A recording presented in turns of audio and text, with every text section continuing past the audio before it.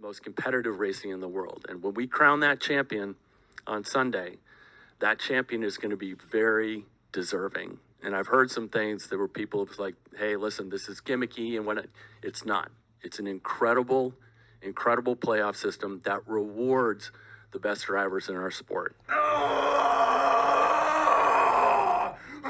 Where do I begin when it comes to the NASCAR playoff format? A format that has alienated the NASCAR fan base, whether good or bad, since its inception back in 2014.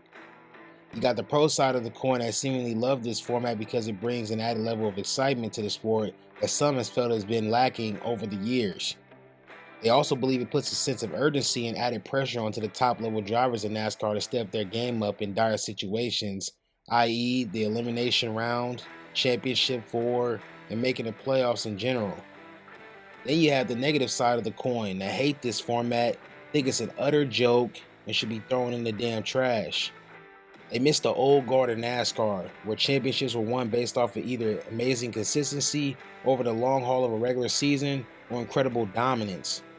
I hate to break it to people who are pro to this format because I'm one of the people that fall in the latter. I feel like a broken record talking about this format, but these things need to be said.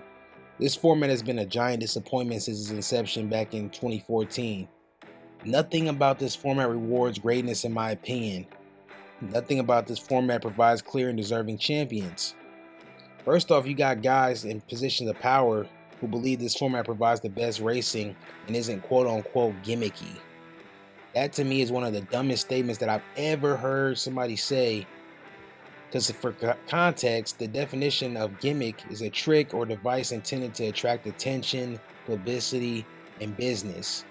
If guys like Steve O'Donnell and Steve Phelps really believe the gospel that they're trying to spew to the public and preach to the masses, then they wouldn't have changed the format in the first fucking place. Also, it kind of negates your whole argument about the format not being gimmicky when the whole point of introducing this format was to bring more attention and publicity to your product. I have never ever bought into their garbage that those two have tried to spew and sell to the public. And when you dive deeper into this playoff format during the 10-year run and period of this format being in effect, 6 out of the 10 champions crowned at the cup level during this period weren't even the most statistically impressive and fell outside the top 3 in most statistical categories during their respective seasons. This piggybacks off of my earlier statement of undeserving champions being crowned. These champions are being won, or championships are being won most of the time based off of circumstance and convenience rather than consistency and dominance. I mean, take this past season as a prime example of what I'm talking about. If you look at Ryan Blaney this past season, who won the fucking championship, he didn't lead in nearly any statistical categories as a whole throughout the entirety of the 2023 NASCAR season. But because he won at the right place and at the right time, he deserves to walk away with the damn title? Hell, even in the trucks this past postseason, they crowned an undeserving champion statistically with Ben Rhodes, whose numbers across the board pale in comparison to the other championship 4 drivers that he was going against. But I guess the same thing reigns true, right? Right place, right time, right circumstance. Hell, you could be Ryan Newman in 2014 and go the entire season not winning a single race and make the playoffs and somehow get to the final damn 4. Now I know some people will counter by saying, well, Newman was consistent. Yeah, he was, but just scraping by with okay finishes most of the year is not the same as performing at an elite level majority of the year. I mean, for fuck's sakes, he only had 5 top 5 finishes during that whole year, which is the lowest amount of any drivers that finished inside the top 12 in points that season. Hell, he even had one of the lower marks of the playoff drivers when it came to top 10s as well.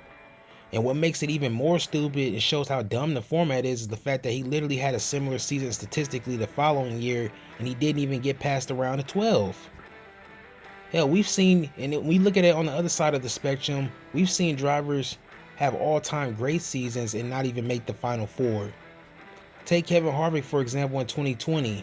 He literally had the best season statistically of his entire career and one of the top 5 best seasons of the past 15 years, and he didn't even make the final 4. This year, Kevin, to not make it to the championship 4, what are the emotions in not doing that? Look, these championships aren't like winning like Petty and Earnhardt used to win them. You have to, put them together 3 weeks at a time. And, you know, it comes down to one race, and it came down to one race for us tonight and came up short. When you listen to that soundbite, it should be an indirect indictment on how shitty this format was when you have a guy who's going into the Hall of Fame one day and Kevin Harvick not even care that much about missing out on a championship. We've seen in other sports the anguish, the sorrow, and the regret on athletes' faces when they miss out on the playoffs or get knocked out of the playoffs. It shows how much the sport and the championship means to them and how much work they put in to get there. When you listen to Kevin Harvick speak in that interview, after missing out and getting knocked out, you don't get that sense at all. You get a sense of whatever, nonchalant, doesn't matter. These championships don't really mean much anyway. And that's incredibly sad when you think about it, especially being a fan of the sport. And when you even look at it and follow the following year in 2021 with Kyle Larson, who had one of the greatest seasons in history in NASCAR his damn self, and if not for a late race caution at Phoenix, he wouldn't have walked away with the title either. This format is so bad that you can literally win 35 out of the 36 races in a season, get to the final race and blow a tire, blow an engine, get caught up in unforeseen circumstances and lose the damn title. You could be Matt Kenseth in 2015 where you go and have one of the best seasons of your entire career, almost like a resurgence type year, and not even make it past the round of 16. Or you could be Martin Truex in 2022 where you have a very good season, but because you didn't win a race, you can't make the playoffs while multiple other drivers can be mediocre most of the year, but make the playoffs silly by winning on one damn race based off of luck or circumstance. This format was supposedly designed to bring the best out of the drivers, but I feel like it's actually had the opposite effect on the NASCAR circuit. I mean, look at some of the moves that these drivers make out of desperation to pick up spots and advance in the playoffs or to the next rounds of the playoffs.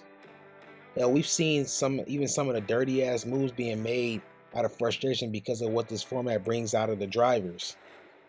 Hell, and take what Denny Hamlin said in this radio chatter after the Kenseth Logano fiasco at Martinsville as an example. I just can't get over what this series has come to, just how up it is.